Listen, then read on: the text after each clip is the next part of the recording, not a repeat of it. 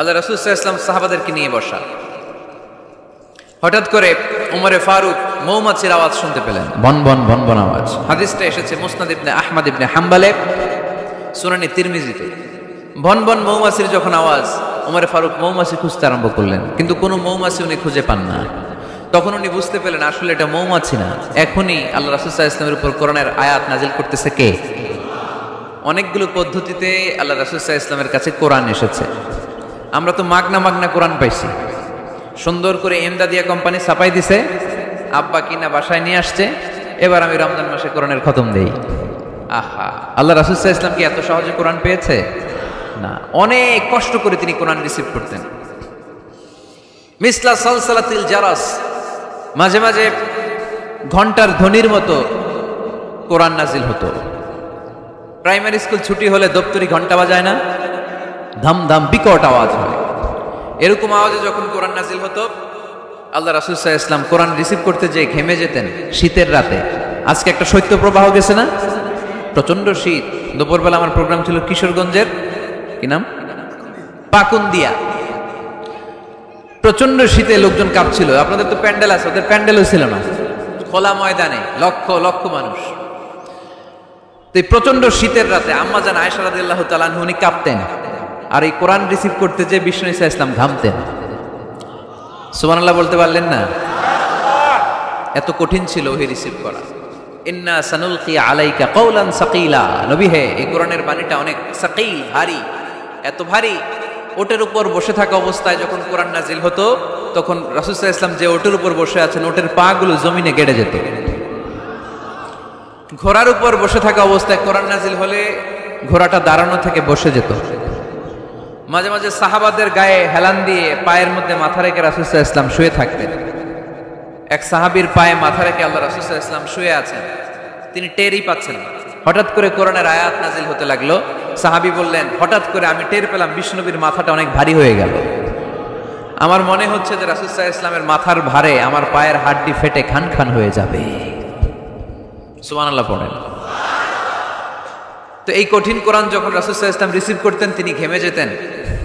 আবার মাঝে মাঝে সাইয়েদনা জিবরাইল আলাইহিস সালাম সরাসরি ওনার সূরাতে আসতেন কোরআন নিয়ে। হেরা পর্বতে আর সিদরাতুল মুনতাহায়, এই দুই জায়গায় আল্লাহ রাসূল সাল্লাল্লাহু আলাইহি ওয়াসাল্লাম সাইয়েদনা জিবরাইল আলাইহিস সালামের মূল আকৃতিতে ওনাকে দেখতে পেয়েছিলেন।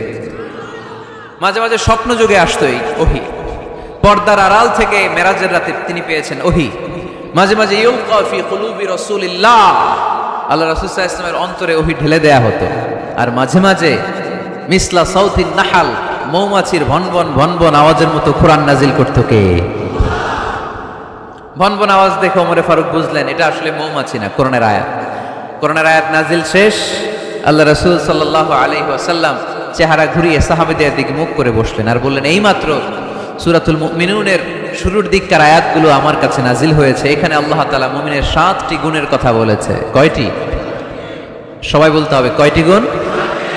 আল্লাহ রাসূল বললেন, মান আকামা হুন্না দাখালাল জান্নাহ, এই 7টা গুণ যে মানবে আল্লাহ তাআলা জান্নাতুল ফেরদাউসের মালিক বানায় দিবে।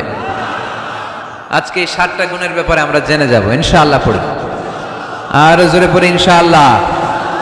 আর যদি আপনাদের কষ্ট হয় ওঠা বসা করবেন না, হাত তুলে দাঁড়িয়ে যাবেন, বলবেন হুজুর কষ্ট হচ্ছে। দুই একজনের কাছ থেকে শুনলেই দোয়া করে বিদায়,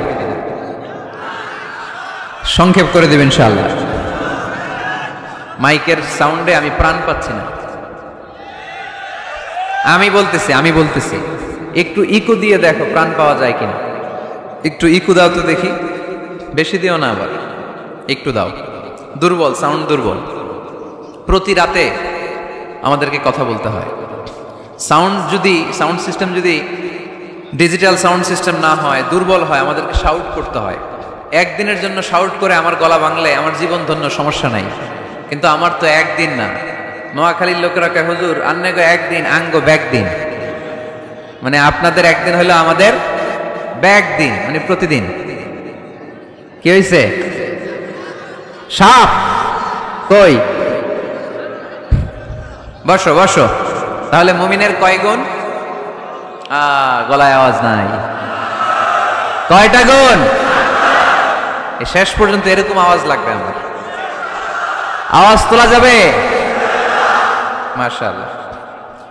7টা গুণ আজকে আমরা শুনবো। আল্লাহ শুরু করছেন, قد أفلح المؤمنون الذين هم في صلاتهم خاشعون সফল হয়েছে তারা ঈমান এনেছে যারা কার কথা সফলতার মানদণ্ড আল্লাহ দিয়েছেন ঈমান আপনি যদি টাকাওয়ালা হন আপনি সফল না যদি ঈমান না থাকে ঠিক কি না আপনি যদি ক্ষমতাওয়ালা হন আপনি সফল না যদি ঈমান না থাকে ঠিক কি না আপনি অনেক বড় সেলিব্রিটি কিন্তু ঈমান নাই আল্লাহর মানদণ্ডে আপনি সফল না ঠিক কি না এজন্য আল্লাহ বলেছেন সফল হয়েছে তারা ঈমান এনেছে আমি বলবো সফল হয়েছে তারা আপনারা বলবেন ঈমান এনেছে যারা আওয়াজ তুলে বলেন সফল হয়েছে কারা যারা ঈমানদার তারা সফল قد أفلح المؤمنون successful indeed are the believers তারাই সফল যারা ঈমানদার তবে যেন ঈমানদার নয় তাদের 7টা বৈশিষ্ট্য থাকা চাই কয়টা এক নম্বরে আল্লাহ বলছেন আল্লাযীনা হুম ফি সালাতিহিম খাশিউন তারা যখন সালাতে দাঁড়ায় দিন দুনিয়ার হুঁশ থাকে না তারা ভীত সন্ত্রস্ত হয়ে আল্লাহর দিকে রুজু হয়ে সালাত আদায় করে নামাজে যখন দাঁড়াবো দুনিয়ার কোনো হুঁশ জ্ঞান আমাদের থাকতে পারবে আমাদের হুঁশ থাকবে একদিকে তিনি কে সালাতে কায়েম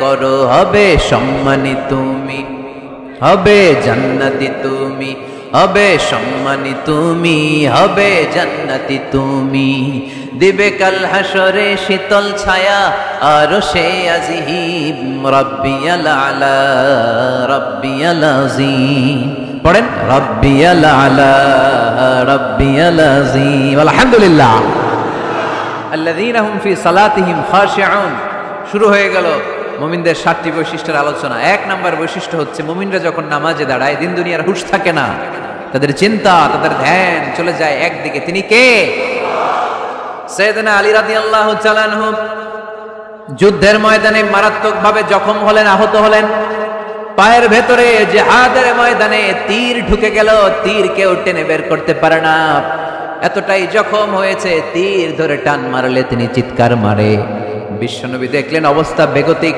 আল্লাহর হাবিব বললেন তীর ধরে টানাটানির দরকার নাই যেহেতু টান মারলে ব্যথা পায় ছেড়ে দাও আজান দাও বেলাল তুমি আজান দাও একামত দাও এক সাহাবীরে বললেন আমি যখন নামাজে দাঁড়াবো আলী যখন নামাজে দাঁড়াবে নামাজরত অবস্থায় তুমি তোমার নিজের দায়িত্বে আলীর পায়ের ভেতর থেকে তীরটা টেনে বের করে ফেলবা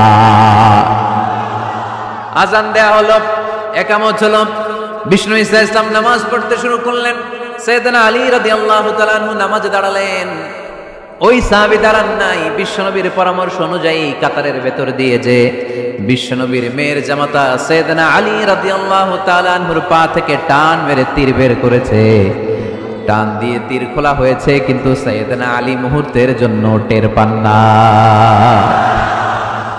আগে টান মারতেছে ব্যথা পায় চিৎকার মারে কিন্তু সালাতের অবস্থায় টান মেরে তীর বের করেছে উনি টেরই পান নাই আল্লাহু আকবার তার মানে যখন নামাজে তিনি দাঁড়িয়েছেন দিন দুনিয়ার হুঁশ তার ছিল না তার হুঁশ জ্ঞান চিন্তা ধ্যান সব কিছু চলে গিয়েছে একজনের দিকে তিনি কে এজন্য বিশ্বনবী বলতেন আনতা আবুদাল্লাহা কাআন্নাকা তারা ফাইন লাম তাকুন তারাহু ফাইন্নাহু ইয়ারাক এমন ভাবে নামাজ পড়বে মনে করবে তুমি আল্লাহকে দেখে দেখে নামাজের মুসল্লায় আছো ঠিক কি না যখন নামাজ পড়বা ভাববা তুমি আল্লাহকে দেখছো আর যদি এটা কষ্ট হয় অ্যাট লিস্ট এটা ভাবো যে আল্লাহ তোমায় দেখছে আমাদেরকে দেখে কে আমি যে নামাজ পড়ি দেখে কে এই চিন্তাটা মাথায় থাকার দরকার আছে না নাই কিরে ভাই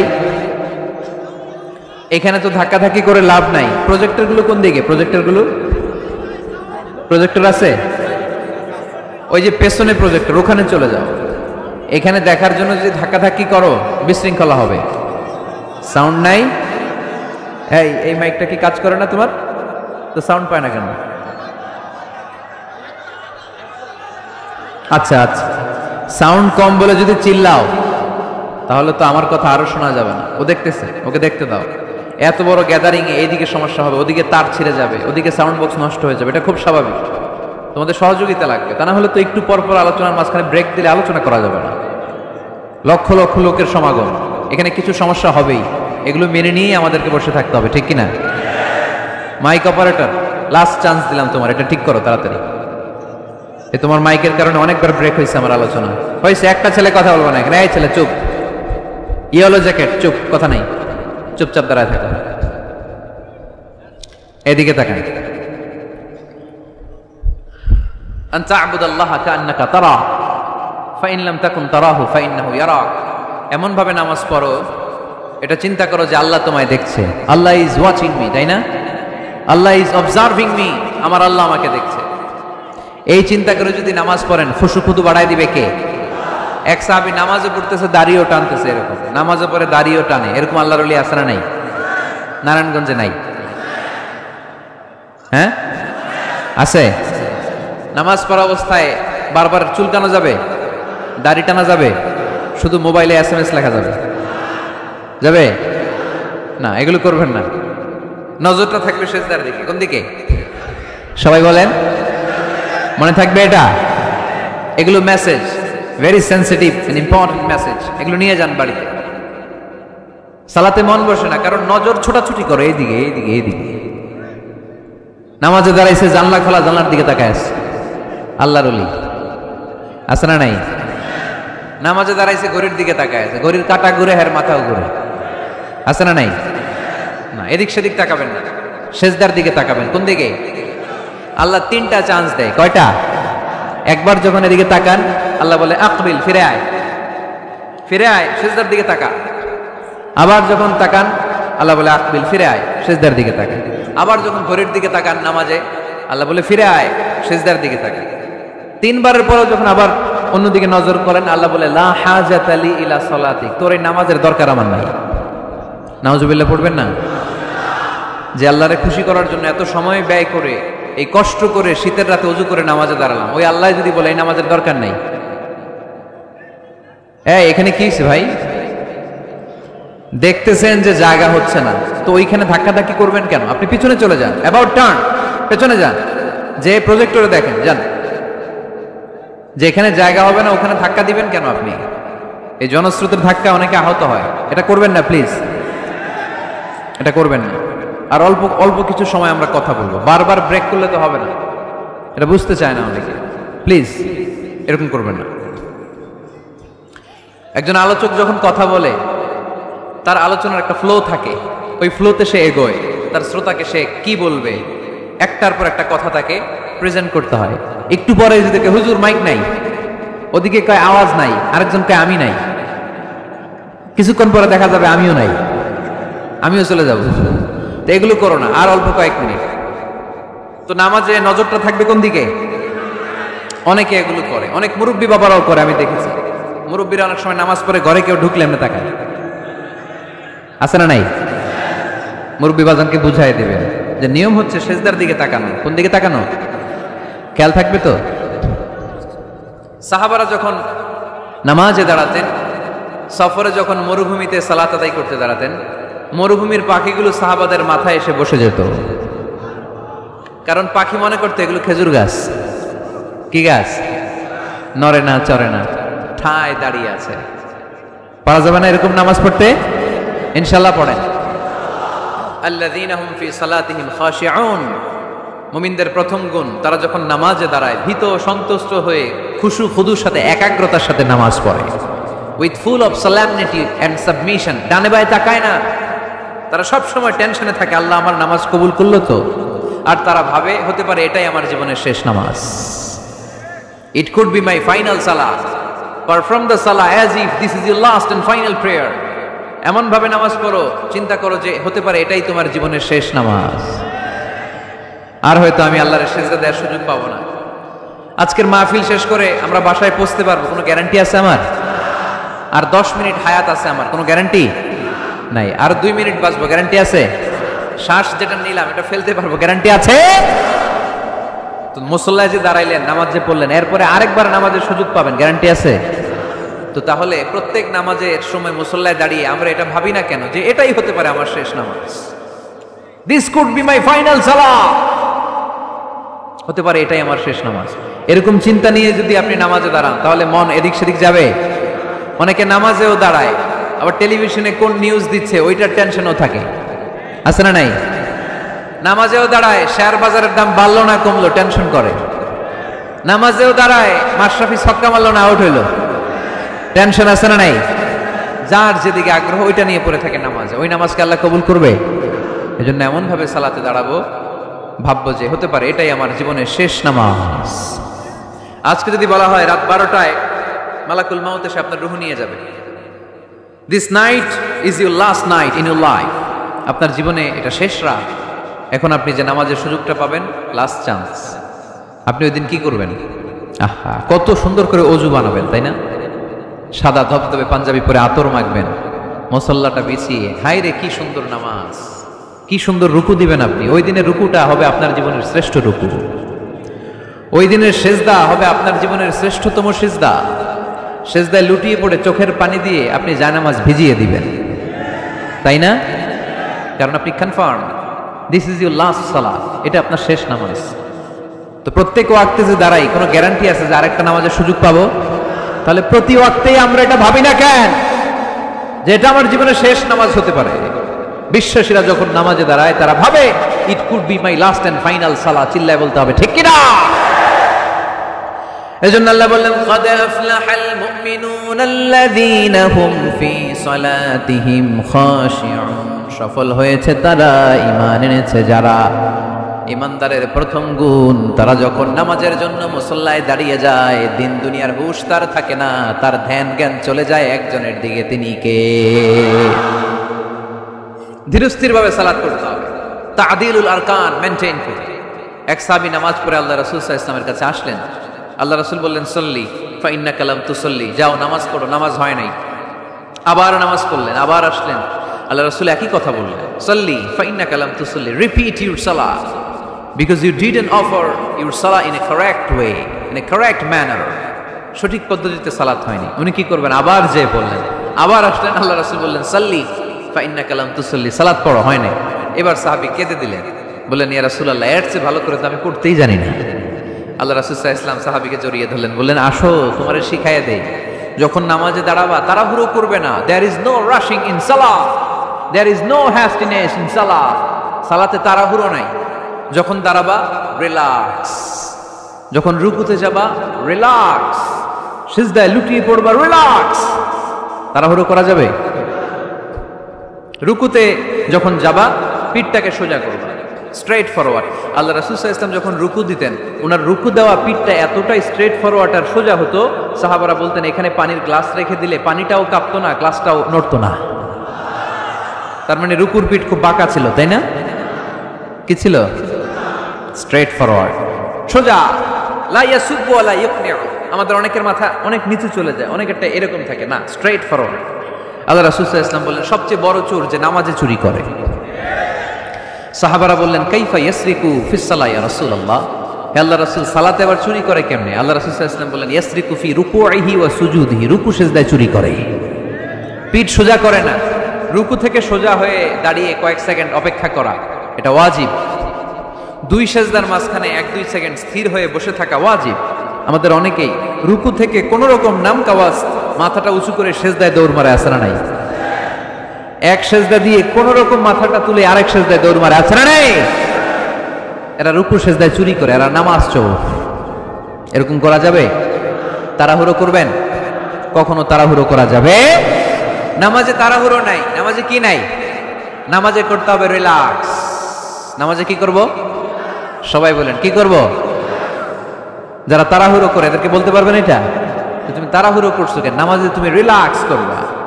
যখন রুকুতে যাবা হাত্তা তাতমাইন্না রাকিআন, রিল্যাক্সের সাথে রুকু, পিঠটা সোজা। সিজদায় লুটিয়ে পড়বা, তুমি তো আল্লাহর কাছে চলে গিয়েছো। আকরাবু মা ইয়াকুনুল আবদু মির রাব্বিহি ওয়া হুয়া সাজিদ ফাআকসিরু ফীহি দুআ। আল্লাহ রাসূল বললেন বান্দা যখন সিজদায় লুটিয়ে পড়ে, বান্দা তখন আল্লাহর সবচেয়ে কাছে চলে যায়। ফাআকসিরু ফীহি দুআ, তাই তখন বেশি বেশি দোয়া করো। আমরা যখন মসজিদের কার্পেটে সেজদা দেই, দেখা যায় যে সেজদাটা কপালটা কার্পেটে পড়ে, জায়নামাজে পড়ে, মসজিদের টাইলসে পড়ে, কিন্তু বিশ্বনবী বলে না, টাইলসে পড়ে না, জায়নামাজে পড়ে না, তোমার সেজদাটা আল্লাহর কুদরতি পায়ের উপর যে পড়ে। এজন্য তাড়াহুড়ো করা যাবে না। ইযা উকিমাতিস সালাহ ফালা তা'তুহা তাসআউন, যখন একামত হয়ে যায় দৌড়াদৌড়ি করে রাশিং করে নামাজে যেও না। ওয়া আতুহা তামশুন, রিল্যাক্সের সাথে যাও। ফামা আদরাকতুম ফাসাল্লু, যে যতটুকু পাও ইমাম সাহেবের সাথে পড়ো। দেরি হয়ে গেলে ওমা ফাতাকুম ফাআতিমু, যেটা ছুটে গেছে একা একা পড়ো। 4 রাকাত পেয়েছি 2 রাকাত, বাকি 2 রাকাত একা একা পড়ার সুযোগ আছে না নাই? তো তাড়াহুড়ো করেন কেন আপনারা? আর তাড়াহুড়ো করবেন? অনেকে ওযুখানায় তাড়াহুড়ো করে। মাগরিবের নামাজ ইমাম সাহেব শুরু করছে ওয়াদ-দুহা ওয়াল-লাইলি ইযা সাজা, সবার মুখস্থ আছে না নাই? তো উনি তখন হাত ধুইতেছে, এখনো মাথা মাসে আর পা ধোয়া বাকি। উনি হিসাব মিলাই ফেলছে, তাড়াহুড়ো করে দৌড় দিতে হবে, তা না হলে রাকাত পাওয়া যাবে না। মসজিদের টাইলস ছিল পিছলা, উল্টায় পড়ছে, লুঙ্গি একদিকে মুসল্লি আর একদিকে। এরকম আছে না নাই? আমাদের এলাকায় একজন এরকম দৌড় মেরে পা ভেঙে ফেলছে, উল্টায় পড়ে লুঙ্গি একদিকে ও আরেকদিকে। এরকম করবে না। মনে রাখতে হবে এই মাহফিলগুলোতে এসে শুধু স্লোগান সর্বস্ব মাহফিল দিলে হবে না। যা শুনবো, নিজে মানবো, সমাজটাকে পরিবর্তন করে দিব আমরা। আমাদের দিকে চেয়ে আছে বাংলাদেশ, ঠিক কিনা? আমাদের হাতেই সব। আমরা চাইলে একটা শক্ত সিদ্ধান্ত নিলে আমরা বাংলাদেশকে চেঞ্জ করে দিতে পারি, ঠিক কিনা? এখানে বসে আছে আগামীর প্রধানমন্ত্রী, এখানে বসে আছে আগামীর নারায়ণগঞ্জের এমপি, এখানে বসে আছে আগামী দিনের এই থানার চেয়ারম্যান, ঠিক কিনা? আমরা যদি ঠিক হয়ে যাই, ঠিক থাকবে বাংলাদেশ। আমরা উল্টে গেলে পথ হারাবে বাংলাদেশ। এজন্য সালাতে যেন আমরা তাড়াহুড়ো না করি, ধীরস্থির ভাবে যেন সালাত পড়ি। মনে থাকবে সবার, সালাতে আমরা রিল্যাক্স করব। কি করব? তাহলে মুমিন বান্দাদের 1 নম্বর গুণ আল্লাযীনা হুম ফি সালাতিহিম খাশিউন। মুমিনরা যখন নামাজে দাঁড়ায় তারা তাড়াহুড়ো করে না, তারা ধীরস্থির ভাবে সালাত আদায় করে। রাজি আছে তো সবাই? আল্লাহ তুমি কবুল করো। তাহলে 1 নম্বর পয়েন্ট সবার কাছে ক্লিয়ার? আচ্ছা, 2 নম্বর আল্লাহ বলেন ওয়াল্লাযীনা হুম আনিল লাগবি মুরিদুন। মুমিন বান্দাদের 2 নম্বর বৈশিষ্ট্য, তারা অনর্থক কাজ থেকে মুখ ফিরিয়ে নেয়। তাই না? এখানে অনর্থক কাজ গেলে আমার সওয়াব নেই, আরো গুনাহ হবে, যাব আমি? এখানে এমন কাজ গেলে আমার আমল নষ্ট হবে, যাব আমি? ওয়াল্লাযীনা হুম আনিল লাগবি মুরিদুন। মুমিন বান্দার 2 নম্বর গুণ, মুমিন বান্দা কখনো কোনো অনর্থক কাজের দিকে যায় না। যেই জায়গায় গেলে সওয়াব হয়, মানবতার কল্যাণ হয়, সব সময় মুমিনকে ওই জায়গায় পাওয়া যায়। ওয়াল্লাযীনা হুম আনিল লাগবি মুরিদুন। অনর্থক কাজ করব না, যেটাই করব এটা যেন অর্থবোধক হয়, এটা যেন আমার কাজে লাগে, 10-এর কাজে লাগে। এরকম কাজ করার দরকার আছে না নাই? মিন হুসনি ইসলামিল মারই তারকুহু মা লা ইয়ানি। আল্লাহ রাসূল সাল্লাল্লাহু আলাইহি ওয়াসাল্লাম বললেন, ব্যক্তির ইসলামের সৌন্দর্যের মধ্য থেকে একটা বড় সৌন্দর্য হচ্ছে ব্যক্তি অনর্থক কোনো কাজ করবে না। কারণ মুমিন খুব ভালো করে জানে, যাই করে ভিডিও ক্যামেরা দিয়ে, ক্যামেরা করে কে? আপনারা কি মনে করছেন যে আজকের যে মিডিয়ার ভাইরা আসছে ওদের কাছেই ক্যামেরা? ফেরেশতাদের কাছে ক্যামেরা নাই? আছে না নাই? এজন্য আল্লাহ সূরা ইয়াসিনে বললেন ওয়া কুল্লা শাইইন আহসাইনাহু ফি ইমামিম মুবিন। দুনিয়াতে তোমরা যা করো, যেখানে যাও, যে কাজের সাথেই সম্পৃক্ত হও না, তোমাদের সব কাজগুলোকে ইমাম মুবিন নামক ভিডিও ক্যামকর্ডার দিয়ে ধারণ করে কে? আবার মুমিন জানে মা ইয়ালফিযু মিন কাউলিন ইল্লা লাদাইহি রাকীবুন আতীদ। মুমিন জানে মুখ দিয়ে আমি যা বলি, যে বাক্যই উচ্চারণ করি, যে শব্দ উচ্চারণ করি, ফেসবুকের কমেন্টস বক্সে যেই কমেন্টস আমি টাইপ করি, এই সবগুলো দেখে কে? রাকীবুন আতীদ নামে 2 জন ফেরেশতা আছে, সব কিছু নোট করে নেয়, ঠিক কিনা? মুখে যা বলবো এটাও অর্থবহ হইতে হবে, যা লিখবো তাও অর্থবোধক হইতে হবে, ঠিক কিনা? এখন তো বলার চেয়ে আমরা টাইপ করি বেশি। ফেসবুকে কমেন্টস অপশন আছে না নাই? আহা, ইচ্ছা মতো কমেন্টস করে, কমেন্টসের ফুলঝুরি, গালি গালাজ সব মাগনা, আছে না নাই? নারায়ণগঞ্জের ছেলেরা অবশ্যই এগুলো করে না, এখানকার ছেলেরা ভালো, অনেক দেখেই বোঝা যাচ্ছে খুব শান্তশিষ্ট। কমেন্টেও আমি কি লিখলাম এ ব্যাপারেও হিসাব চাইবে কে? কান দিয়ে আমি কি শুনি হিসাব চাইবে কে? চোখ দিয়ে কি দেখি হিসাব চাইবে কে? এজন্য যা মন চায় চোখ দিয়ে দেখা যাবে, যা মনে চায় মুমিন কান দিয়ে শুনতে পারে। যেন কানে শুনি সদা তোমার কালাম, হে খোদা চোখে যেন দেখি শুধু কোরআনের আয়াত, শোনো আমার মুনাজাত। পড়েন, শোনো শোনো ইয়া ইলাহি আমার মুনাজাত, শোনো আমার মুনাজাত। পড়ি আমিন। এজন্য মুমিন বান্দার 2 নাম্বার গুণ ওয়াল্লাযীনা হুম আনিল লাগবি মুরিদুন। অনর্থক কাজে আমরা যাব না। যাব? তোমরা যুবকরা মিলে অনেক কিছু করতে পারো, ব্লাড ক্যাম্পেইন করতে পারো, রক্ত দেওয়ার মাধ্যমে জীবন বাঁচানো যায়, ঠিক কিনা? তোমরা যুবক ছেলেরা মিলে বৃক্ষ রোপণ কর্মসূচি করতে পারো, তোমরা যুবক ছেলেরা মিলে পরিচ্ছন্নতা অভিযান চালাতে পারো এলাকায়, তোমরা চাইলে সবাই মিলে দাঁড়িয়ে সমাজ থেকে ইফতিজিংকে তাড়াতে পারো, তোমরা চাইলে সমাজ থেকে যৌতুকের মতো মরণ ব্যাধিকে ঝাড়ু পেটা করে বিদায় করতে পারো, তোমরা চাইলে আগামীর বাংলাদেশকে সোজা পথে উঠিয়ে দিতে পারো। ওয়াল্লাযীনা হুম আনিল লাগবি মুরিদুন। মুমিনরা আজে বাজে কাজে যায় না, যে কাজে গেলে নিজের কল্যাণ, দেশের কল্যাণ, দশের কল্যাণ, মুমিন ওই কাজ করে, ঠিক কিনা? তাহলে অনর্থক কোনো কাজে আমরা যাব যেটাতে সওয়াব নাই, যেটাতে গুনাহ হয়, যেটাতে সবার অকল্যাণ, ওটাতে আমরা যাব? 2 নাম্বার গুণ ওয়াল্লাযীনা হুম আনিল লাগবি মুরিদুন। অনর্থক কাজ দেখলেই মুখ ফিরায় নিতে হবে, সালাম দিয়ে আমরা কেটে পড়বো। আর ভালো কাজে আমি সবার আগে, ভালো কাজে আমি। যুগ জামানা পাল্টে দিতে চাই না অনেকজন, এক মানুষই আনতে পারে জাতির জাগরণ। এক মানুষই বিপদকালে বাঁচায় কাফেলায়, ক্ষুদ্র ডিঙ্গি বাঁচায় জাহাজ অসীম দরিয়ায়। সমাজ পরিবর্তনের জন্য এতজন দরকার নাই, একটা ওমর হইলে বাংলাদেশ সোজা হয়ে যাবে, ঠিক কিনা? একজন ইমাম মাহাদি হলে গোটা বাংলাদেশটা ঠিক করে দেবে কে? ওই উমরের মতো যেন আমরা হতে পারি, আমরা যেন পরিবর্তনের নায়ক হতে পারি। আল্লাহ তুমি তৌফিক দাও। আর জোরে আমিন। ওয়াল্লাযীনা হুম আনিল লাগবি মুরিদুন। অনর্থক আজে বাজে কাজে আমরা যাব, ভালো কাজ যেখানে আমরা যাব। তাহলে প্রথম গুণ কি ছিল? সালাতে খুশু খুদু, আল্লাহর ভয়, আল্লাহর চিন্তা নিয়ে সালাত পড়ে। 2 নম্বরে অনর্থক কাজে মুমিনরা যাবে। 3 নম্বরে আল্লাহ বললেন ওয়াল্লাযীনা হুম লিয-যাকাতি ফাঈলুন। আমার মুমিন বান্দাদেরকে আমি ধন সম্পদ দিয়ে যদি ধনী বানিয়ে দেই, ওই সম্পদ থেকে গরিবদের জন্য তারা দান করে। দে যাকাত, দে যাকাত, তোরা দে রে যাকাত, তোর দিল খুলবে পরে, আগে খুলু খা। দে যাকাত, দে যাকাত, তোরা দে রে যাকাত, ঠিক কি না? ওফি আমওয়ালিহিম হাক্কুন লিসাইলি ওয়াল মাহরুম। তোমার সম্পদে গরিব দুঃখীর অধিকার আছে। আমি যে যাকাত দেই, এটা আমি কিন্তু করুণা করি না, বরং ও যাকাত নিয়ে ও আমারে করুণা করে। কথা বুঝতে পেরেছেন? আমি যাকাত দেওয়াটা আমার উপর ফরজ, কিন্তু যে গরিব ওর জন্য কি যাকাত নেওয়া ফরজ? ওর ঘরে টাকা নাই, ও বললে আমি রোজা রাখবো কিন্তু যাকাতের টাকা নিব না, কোনো সমস্যা আছে? কিন্তু আমি যদি কই যাকাত দিব না, সমস্যা আছে না নাই? তাহলে আমি করুণা করি নাই, ও যে আমার থেকে যাকাতের প্যাকেটটা নিয়ে এই বিশাল ফরজ ইবাদত পালনে আমারে সহায়তা করলো, ও আমারে করুণা করেছে, ও এসে আমারে দয়া দেখিয়ে গিয়েছে, ঠিক কি না? অনেকে যাকাতের শাড়ি দেয়, লুঙ্গি দেয়, আবার মাইকে ঘোষণা দিয়ে দেয় অমুক দিন যাকাতের শাড়ি দেয়া হবে, লুঙ্গি দেয়া হবে। আহা, গরিব মানুষগুলো ধাক্কা ধাক্কি করে পদপৃষ্ঠ হয়ে মারা যায়। কিয়ামতের দিন মার্ডার কেসের আসামি করে তোরে আল্লাহ দাঁড় করাবে। তোমার কারণে এই মানুষগুলো মারা গিয়েছে, অব্যবস্থাপনার কারণে। এরকম নিউজ বাংলাদেশে আছে না নাই? যাকাতের শাড়ি বলে কোনো শাড়ি আছে? যাকাতের লুঙ্গি বলে কোনো লুঙ্গি আছে? সমাজ থেকে দারিদ্রতা বিমোচনের জন্য যাকাত এমন কিছু দিবেন যাতে করে সে কিছু করে খেতে পারে। সিএনজি কিনে দেন, একটা ছেলেটা সিএনজি চালাবে, অটোরিকশা চালিয়ে স্বাবলম্বী হবে, ঠিক কিনা? অস্ট্রেলিয়ান গাভী কিনে দেন, গরুর দুধ বিক্রি করে স্বাবলম্বী হবে, ঠিক কিনা? ঝালমুড়ির একটা দোকান বানায় দেন, চায়ের একটা দোকান বানায় দেন, চা বিক্রি করবে, ফুচকা বিক্রি করে ও চলবে, ফ্যামিলিও চলবে।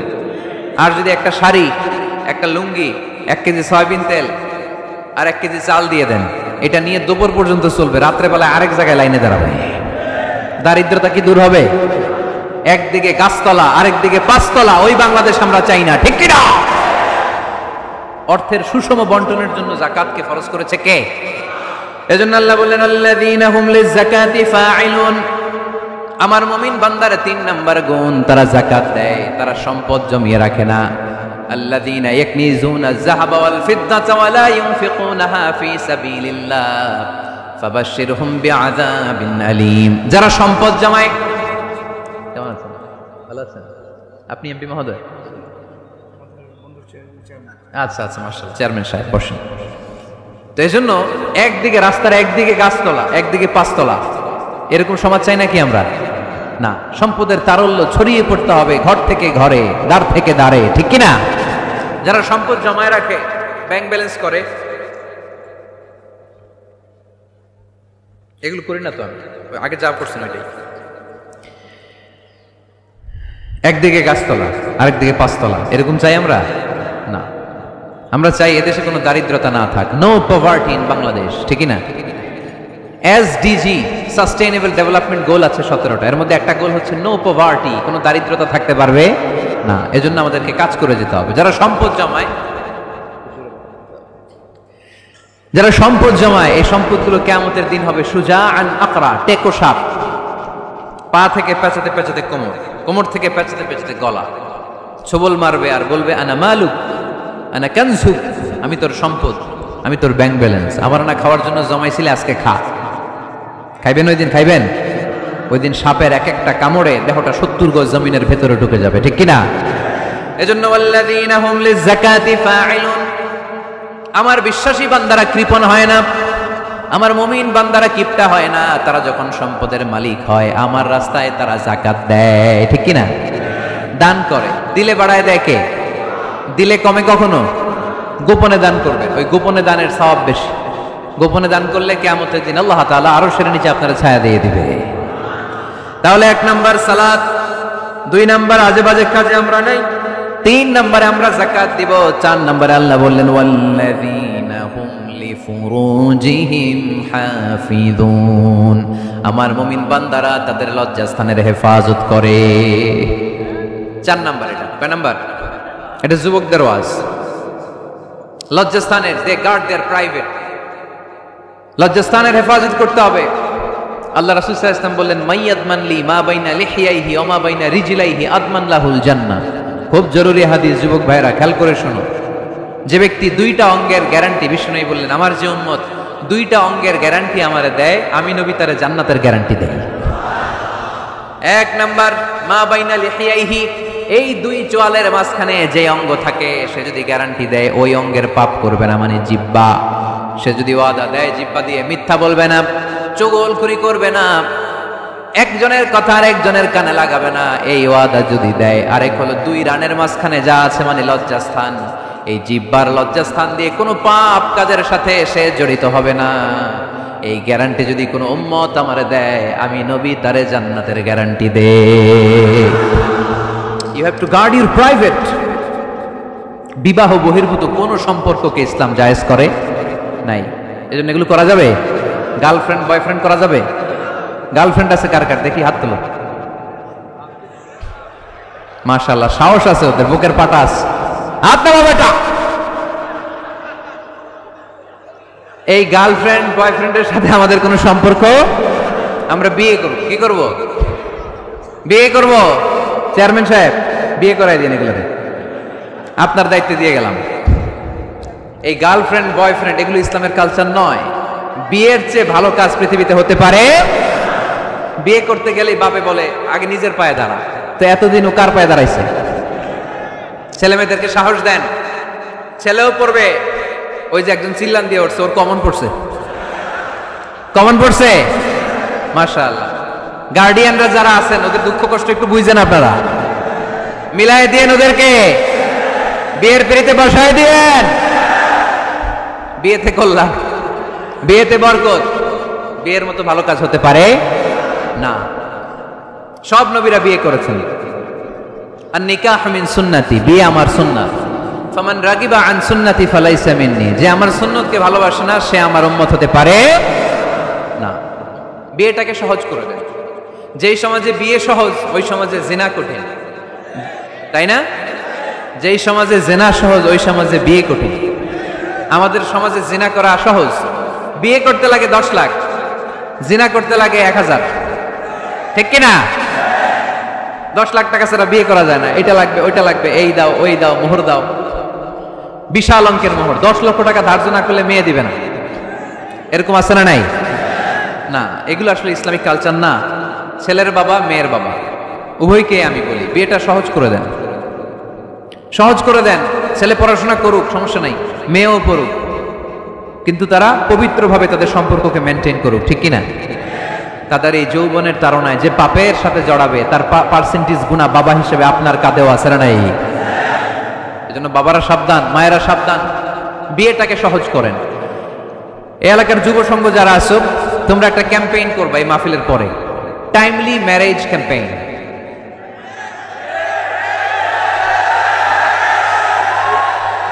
Timely marriage